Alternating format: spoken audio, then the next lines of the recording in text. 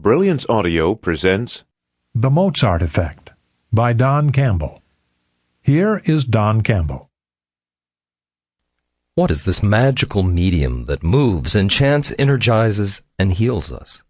In an instant, music can uplift our soul. It awakens within us the spirit of prayer, compassion, and love. Music can dance and sing our blues away. It conjures up memories of lost lovers or deceased friends. It lets the child in us to play, the monk in us to pray, and the hero in us to surmount all obstacles. Music can drum out evil spirits, sing the praises of the Virgin Mary, invoke the Buddha of universal salvation, enchant leaders and nations, captivate and soothe, resurrect and transform.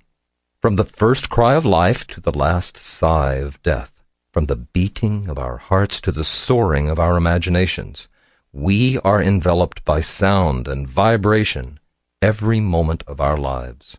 It is the primal breath of creation itself, the speech of angels and atoms, the stuff of which life and dreams, souls and stars, are ultimately fashioned. Something was terribly out of kilter. The mountain air did nothing to soothe this pounding in my skull, and I could hardly distinguish the white light of the sky from the flashes of light in the right side of my head. A bump on the head had brought on these symptoms, but instead of abating over time, they had grown worse. I could barely see with my right eye, and the lid began to droop. My headaches became so severe that I had to take naps in the afternoon, yet at night I could barely sleep. During the classes I taught, I found that because of the sensations in my head, I could no longer reach the top registers of my voice. Since my life's work was as a composer and a musician, and this authority on the healing aspects of sound, tone, and music, I was especially sensitive to all of this, and fearful. After 3 weeks, I consulted a neuro-ophthalmologist who diagnosed my condition, Horner syndrome, an inflammation in part of the fifth cranial nerve. The next step was determining the cause. So on April 1st, April Fool's Day, I was wheeled into the magnetic resonance imager at the Kaiser Permanente Center in Denver.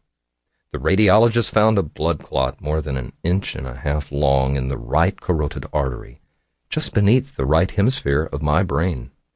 30 minutes later, I was in the emergency room of St. Joseph's Hospital, where the vascular surgeon told me that a blood clot had formed because there had been a hemorrhage in my skull.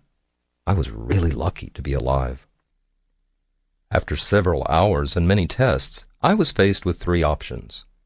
One was to undergo an Sample complete. Ready to continue?